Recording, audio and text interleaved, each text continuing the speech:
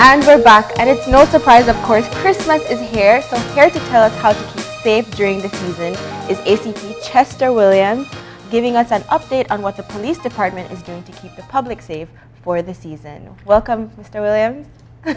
Thank you for being here. Good morning. And good morning to your viewers across the country. Yeah. Good morning. Well, we appreciate you taking the time out, as you normally do, to come and issue advisories, warnings, and just basic safety tips to the general public. Now, I want to start off with kind of just an update, primarily the checkpoint situation, because I know that's one that has definitely caused a bit of a stir. The police department has issued an advisory saying if you don't see particular elements at a checkpoint, which is uniformed police officer and a vehicle on site, they don't need to stop at a checkpoint. Yeah, yesterday the acting commissioner had directed that an advice should be given out in terms of police checkpoints on the highways. Yeah.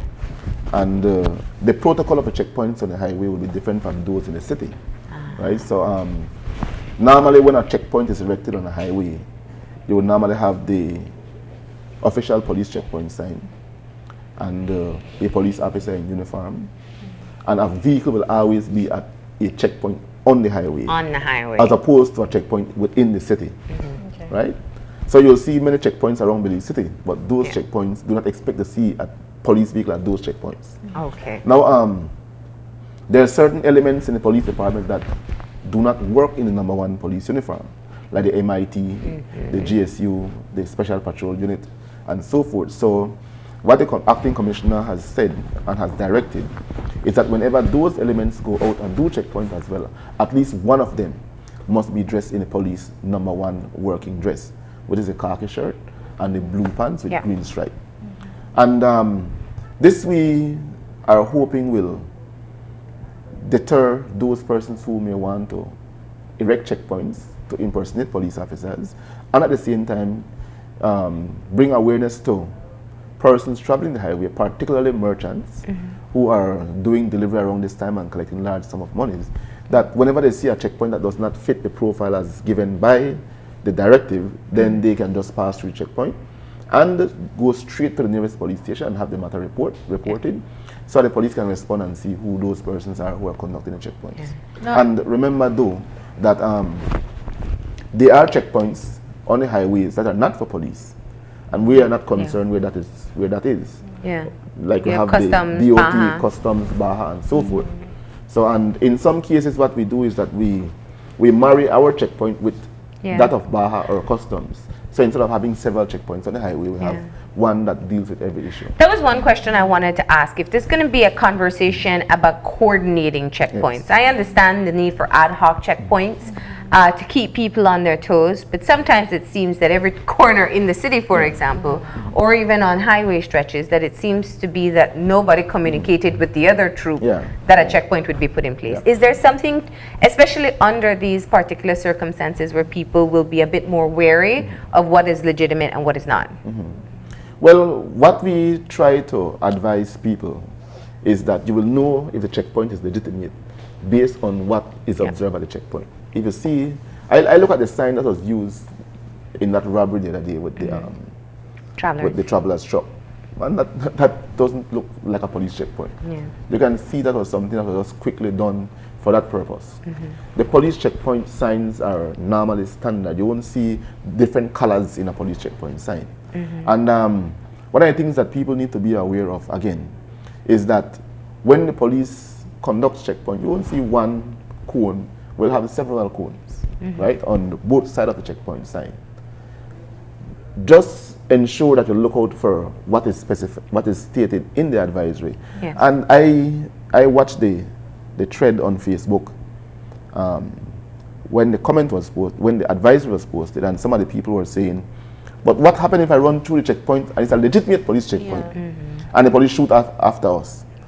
The answer to that is that the police have no authority. It would not be justified to shoot after a vehicle that have fled a checkpoint. Okay? Chase them down, yes. They can chase them, yes, but not to shoot at them, right? So those are things that the public need to be aware of. The police cannot just shoot at you because you run through a checkpoint. And I think another aspect of that, the multiple checkpoints, is that I think for many people within the city as well, it's somewhat frustrating to know that you've passed that checkpoint, you've been checked, you've shown your ID, everything. You go to another one and it's the same thing. Is there anything that the department is doing to make sure that that's more expedient, that process? When it comes to the checkpoints in the city, each of the checkpoints, and they're mostly on south side, are placed at strategic locations. And in most cases, they are hot or crime-ridden areas. Yeah. And the reason for those checkpoints is that it is used as a part of our crime-fighting strategy. It allows us to be able to some extent, slow down the criminals from moving in and out of their respective areas, as well as to monitor persons going into those areas. And what we try to advise our officers is that we try not to conduct these checkpoints at peak periods, because we do not want that when you're going to work, you arrive at work late because of being held up by a checkpoint. So in the morning from 7:30 to at least 8:15, no checkpoint. In the evening again, like from 4:45 to 5:30, no checkpoint. So we allow commuters and persons who are going home to be able to move freely without hindrance as they go to work or they leave work. But outside of those periods, then we'll have checkpoint. Now, that is not to say that there will not be occasions when we'll have checkpoints operating around those times. Yeah. Because let's say, for example, you have a situation where a crime have occurred, and there is a need for us to erect our checkpoint and check vehicles that are passing through, then we'll do that. And when that occurs, then we ask the public to be a bit patient with us. It will not be for a prolonged period, just for that specific moment. And you're looking for something And you're specific. looking for something specific. And even as we conduct checkpoints outside of these periods, what we try to do is that we tell our officers, you cannot check every vehicle. Okay, so what you can do, exactly, you do selective checking, right? And if you're going to stop a vehicle for some reason or the other, for an extended period of time, pull the vehicle on the side to allow the other traffic to flow. Because we do not want to obstruct the flow of traffic. Because there are people who may have reasons and they want to get somewhere at a more quicker pace, and we do not want to hinder them from doing so. Right. So let's move on to some of the safety tips for Christmas. And I know we have quite a bit to get into, but I want to start off with one that we know is very prominent around this time, and it is the robbery of persons or homes or cars. So let's start there. Well, we know that the Christmas season is a time where crime, particularly crime against property, would normally increase. This is the time of the year when people begin to spend money in preparation for the celebration of the birth of Jesus Christ. And while we have some people who have and are able to spend money, there are some who don't have. And they too want to see Christmas. And that is one of the reasons why we believe that there is always an increase in property crime. Now, what we would normally advise people to do around this time is that when you're going out to shop, do not walk around with large sum of money. If you have a card, you use your card. I personally, if you are robbing, you got no money, forget, because my wallet always empty. I use my bank cards, right? Do not be walking on the streets with cash in hand. You go to the ATM, package your money inside the ATM. Do not walk out of the ATM with your money in hand. And we also advise that if you go to the ATM, especially at night, do not go alone, right? Because you never know who might be around the ATM machine waiting for you to come out. And when you come out, even though you're not walking out with the money, they'll still rob you because they know that you have gone for money in the ATM. In the night time, you're shopping, but you're driving, and you park your vehicle. Try not to park your vehicle too far away from where you're shopping. Park it as close as possible to where you're shopping, so that if the need arises, that you can get to your vehicle very quickly. Do not park your vehicle in dark area. Again, you park your vehicle in dark area. When you go to your vehicle, people might be there waiting for you, and when you get to your vehicle, they hold you up and they rob you. When you are shopping again, you have your vehicle, you already purchased certain stuff, you want to go to another store, do not leave your valuables on your seat or easily exposed within the vehicle. That again attracts people who may want to commit crime, and they'll break into your vehicle and take over whatever you have purchased and left inside your vehicle. When you leave your home and you go to the store to shop, try to leave something on inside the house to give some sign of life. Maybe a television or a radio. that people who may be passing by and may want to stop and burglarize your home, Yeah. when they hear that song inside the house, they'll think twice. Yeah. They will not be able to say if someone is in there or not. Yeah. So they'll think twice to want to break into Yeah. the place. And again, around this time of the year, I want to advise my fellow Belizeans that, you know, there are many people out there who don't have, and if we can reach out to them in some way or the other to let them also enjoy the Christmas season in some way or the other, nothing too much, then we can do so, and that too could also alleviate Yeah. the issue of these crimes against property. Now, as it relates to the gang activities around this time, we Yeah. try to look at the gang-ridden areas, like if you know around Albert Street. You have the streets to the back You have that proximity, yeah. are gang-infested. You have the George Street area, have the Drum Street area, the Wagner's Lane, Rocky Road. All of those areas are somewhat gang-infested. So what we try to do is to ensure that we have sufficient patrols within those areas to monitor persons coming in and out of those areas. Now, I don't want people to think that we are preventing anybody. If we see one of these elements from any of these gang-ridden areas going into Albert Street, we're not going to prevent them from going to Albert Street. They can be a legitimate shopper as well. So what we do is that we monitor them. If there's a need, if we have reason to believe that they're carrying weapons or something, then we'll stop and search them. If nothing is found on them, then they're allowed to go into Albert Street and do their shopping, and then they can come back. And they too deserve the same degree of protection like anybody else. Right? So these are some of the things that we try to do. And from the police perspective, we increase our police presence on the streets, particularly the commercial areas around this time. And again, the reason for that is to prevent or to deter as much as we can the opportunity for those who may want to commit crime against those persons who are shopping. Yeah. So when you go down Albert Street, Orange Street, King Street, Bishop Street, Church Street, you will see increased police presence in the evening time, because we have our officers who work during the day. They would normally come back at 6 and do extra patrol from 6 to 10. Yeah. And that is a part of extraneous duties. At the end, in the month of January, they are paid for the extra work that they will perform around the Christmas. And that's one of the things that I know you take the opportunity to say, that your police officers will be working right through Christmas, in fact, extended shifts or beyond what their typical hours would be. Now, it is always unfortunate when I think about it, all these extra precautions that we have to take, but we understanding that there is a particular rise that takes place at this time of year, we're simply addressing the situation. One of the things we have seen, especially this year, and it's been growing for the past couple of years, is just a general sense of fear in being in public spaces. We've seen shootouts take place in the middle of the day, in front of schools, in front of hospitals. There hasn't been any of recent, but it is still a lingering fear that people have. Are there any things, and I know the police are trained in tactics to be able to recognize certain behaviors. Is there anything you can tell people about how to recognize when a situation is becoming unsafe and being able to protect themselves, most importantly their families? Well, I am happy to say that when we look at our shooting incidents for this year, comparing to last year and even the year before, for this year we have had far less shootings than last year. And that is good. And I believe that it is attributed to the fact that we have been doing a lot of interventions with these conflicting youths. But at the end of the day, I am fully aware of the fact that it is not sufficient to tell Belizean people that. Because once you have fallen victim to a crime, to others crime may be down, but your crime will be up, because you were not a victim last year and this year you are a victim. So what we try to do is to see how best we can, through our policing efforts, put police in all the areas where we know there's a potential for an uprise in crime. We know it is difficult because of our human constraints, but we still try to see how best we can stretch our resources to be able to cover those areas.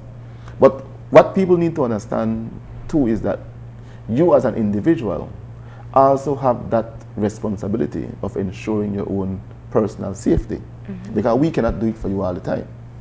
And so we try to implore upon people not to go into areas where you know is prone to gang violence or prone to different type of criminal activities, because you may be setting yourself up to become a victim. We also try to advise people to be aware of your surroundings, know where you are, know the people with whom you surround yourself, because then sometimes you may not be the intended victim, but because you are with a certain person or a certain character, then accidentally you become a victim. And we try to prevent that. At the end of the day, no one should become a victim. But we must be real about certain things, that there are people out there who will fall victims to gang violence. And there are perpetrators who don't care. Who don't care, exactly. They don't care who you're with. Once they want to get you, they will get you, even if it means having collateral damages, they don't care. And so you, as an individual, must try to divorce yourself from persons who you know are involved in these type of activities. Now, when you observe people, again, you're in a certain location, I will see someone behaving suspicious. Normally, when you see a young man, one of these gang elements, walking the streets and they have a gun, you will normally see them holding their pants front or holding their pants waist, you know, because the gun have a bit of weight. And, you know, many of them don't use belt, right? So once they put the gun there, the gun is taking down their pants, so they'll be holding their pants waist. And if they're riding bicycle, you'll see them riding the bike and they'll hold the pants front because the gun is there. If you see a situation like that, then you get out of the environment. If it is that you can call the police and let the police be aware that you don't have observed XYZ, if you know the person by name, riding down Albert Street, he's holding his pants waist, I believe he have a gun, then you can report it to the police. If you don't know the person by name or any at all, then you can still call the police and give a description. And based on description, then we'll be able to see if we can locate that person. That's good advice. Well, what about for businesses? What are some of the tips that are important, especially this time when you have a lot of people going in and out of stores? A lot of businesses have cameras, but they don't necessarily work. That is a problem. It is. Right? Again, where businesses are concerned, we'll always advise businesses to erect surveillance cameras. And please, not buy the $200 one day. Right? Get those that are with high resolution, right? That you can zoom in and you can pick up people's faces and being able to recognize them. And please, when you have the cameras, make sure that they are working. Right. Technology have increased significantly. There's no need to use tape anymore, right? You have these the digital ones, you know, that records on a hard drive, which is very good. And those have very good capabilities. So we try to advise them to use that kind of cameras. And cameras aren't deterrents anymore to criminals. No, they're not. So we just have to use it now to see if we could capture them when they have committed the crime. Right? Once upon a time, they go and commit crime and they take the cassette out of the thing and they go and everything is lost. But with the technology today, there is nothing that they can teach. Even they carry the hard drive, sometimes recorded online, so it's still there. We try again to advise the business places not to keep large amount of cash in the cash register. You know, sometimes you go to stores and like the other day I was at a store, I went to purchase something. And when they opened the cash register was full, right? You try not to have that. You know, like after a couple hours or... You're empty. Do not keep more than $100 in the cash register, just for change, right? That when people come, you'll be able to have change. But when you have large sum of money, take it out of the cash register and store it somewhere secure. Do as much bank deposit as you can. It won't hurt you to deposit the money. The bank does not charge to deposit your money in the bank. Right? If you keep the money, you must understand that there are always people within your organization who are watching you too. And some of them work with the criminals. And they'll tell the criminals when you have large sum of money in the store, and then the criminals will come at you. So we try to advise.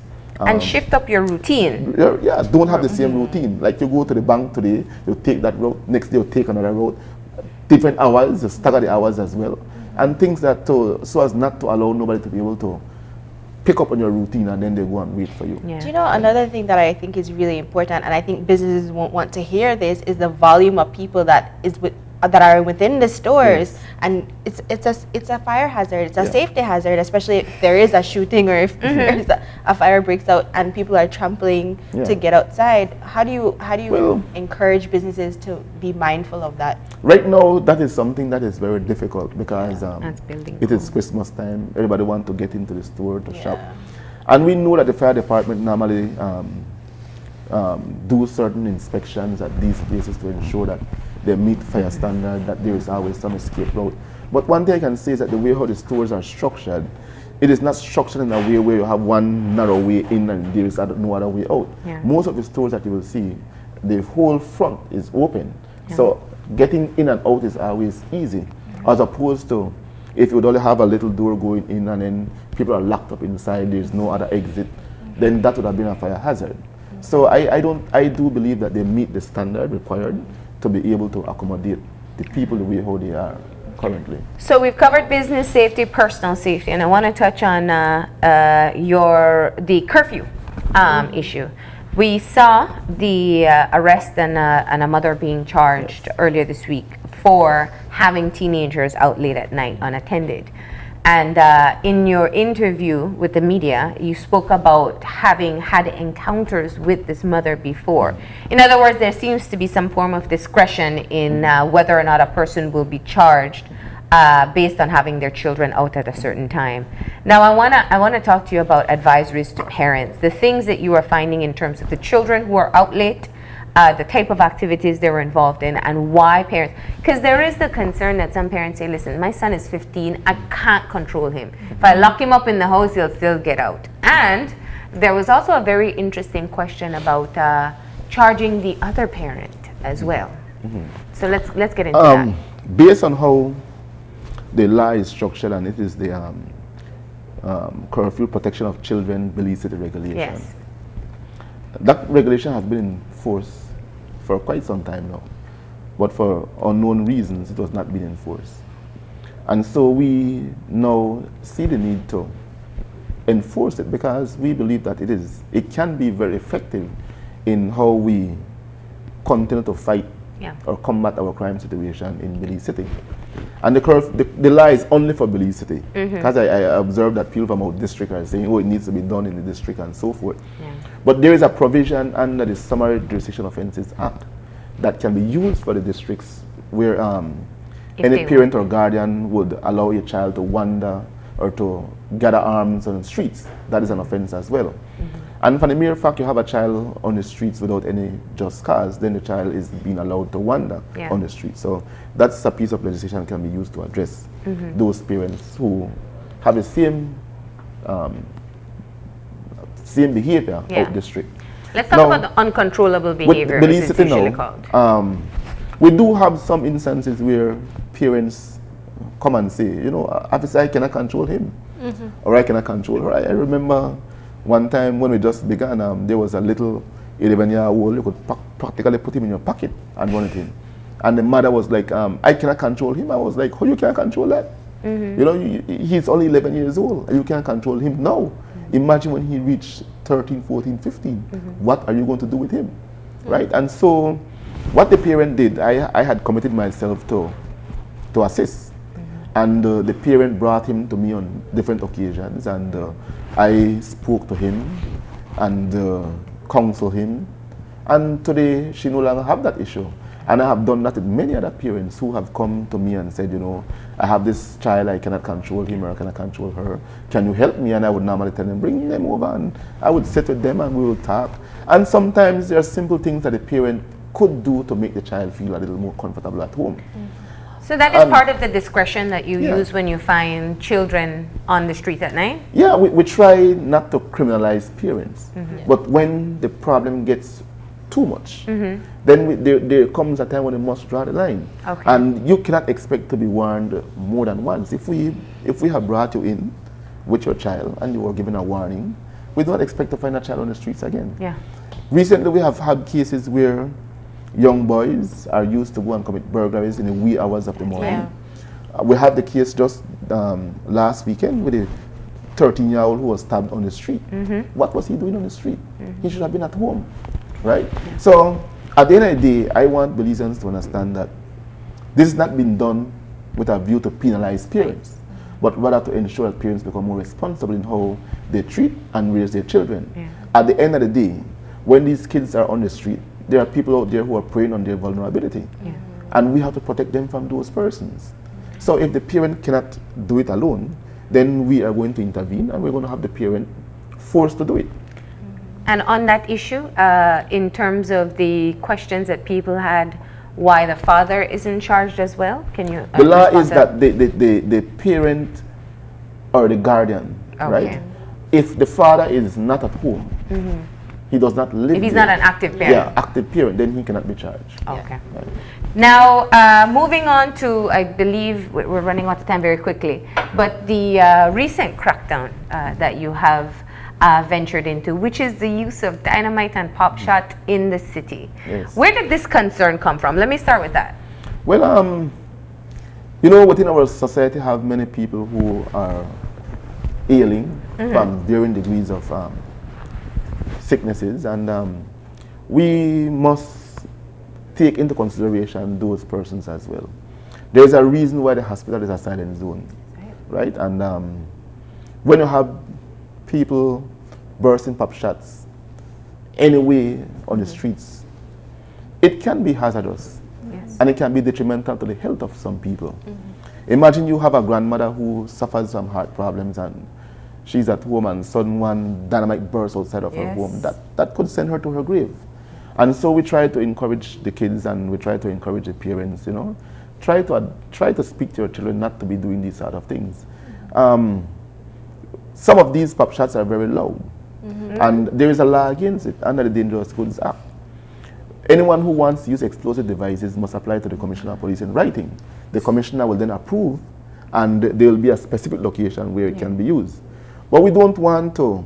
So the dynamites we see in everyday use, the pop shot, those are prohibited? Yes, those are dangerous goods. Okay. Right? And if you go and use one of those in around a bushy area or a house that is already crumbling, it will cause a fire. Well, we know kids who put them on their cars, who put them in bottles, who want the extra effect. Exactly, you know. So we're trying not to deal with the children, to criminalize kids, but we want to go after those persons who are supplying. Yes. And so the commissioner had directed that we look at persons who are supplying within the area, and once we get information they're supplying, we'll get search warrant, we'll go and search, and we have to deal with them, then we'll deal with them. Well, how active is the engagement with community organizations to ensure that the kids who are, because they are out of school, they have something to do?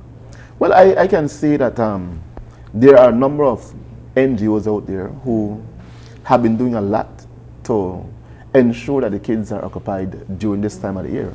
And even us, from a police perspective, we have our youth cadets, and we try to keep them active on a daily basis. We're having a party on the 23rd for 100 underprivileged children at the Radisson Fort George, the Villa Wing. And again, I must say thanks to Mr. Jim Scott for offering to do that for us. And you know that when you hear of the Villa Wing, you hear about big time people like Marlene, you know. So I think that itself is an upliftment to these kids to see that they'll be able to dine at the Villa Wing of Radisson. And we'll be giving each of the kids a gift. Again, Mr. Jim Scott provided that through some of his contacts. And these are the kids who will be a part of our mentorship program that will commence in January of next year.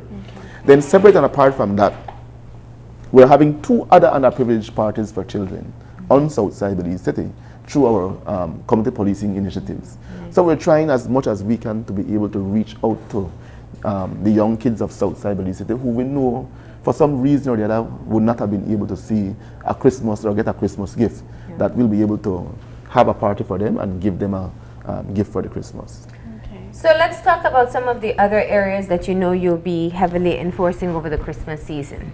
Well, we continue to look at the public drinking laws. Again, my thing I have always been saying to my officers, and it is also a directive from the Commissioner of Police, that we must focus on public drinking and loitering.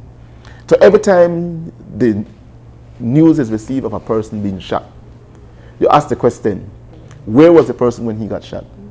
He was either standing at a street corner or he was drinking on a street corner. When you ask the question, who is the suspect? How was the suspect moving? Either on a motorcycle or in a tinted vehicle. So we know what the problem is. So why don't we attack the problem?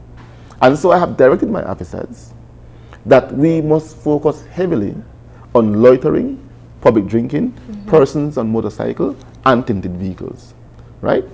And those enforcements are very strict. We also look at the issue of bicycle offenses, because sometimes what they do is that they use bicycle, and then when they have committed the crime, they will jump on the bicycle and ride contrary to the flow of traffic to get away from the police. So we're also looking at that. We're also looking at the different motorcycle offenses, those persons who are riding motorcycles without helmet. But again, in the enforcement of these laws, we try to use our discretion. My thing is that there are several persons out there who may be coming off work late at night, and they have a bicycle that they have to get home on, they don't have a light.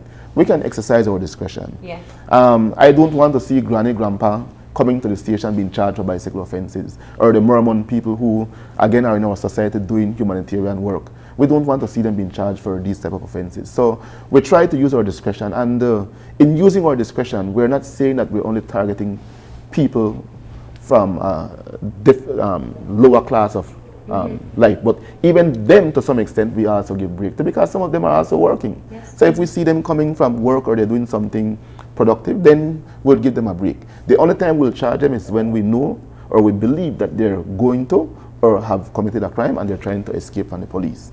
Right? So those are some of the things that we'll be enforcing over the Christmas period, and we want to ask the public to be patient, even at checkpoints. You'll see more of the checkpoints around these times, because we have a number of persons move around the city trying to commit robberies, and when they do commit these crimes, they will try to pass through the checkpoints, and so the police at the checkpoint need to be alert to be able to apprehend those persons. ACP, we want to thank you for stopping in and being able to share these tips. I think obviously we know the police have quite a heavy load around this time of year. They don't get to enjoy Christmas the way we do, as most of them are on duty, and we appreciate the work, and hopefully these tips will be able to help persons to prevent any kind of bad incident taking place.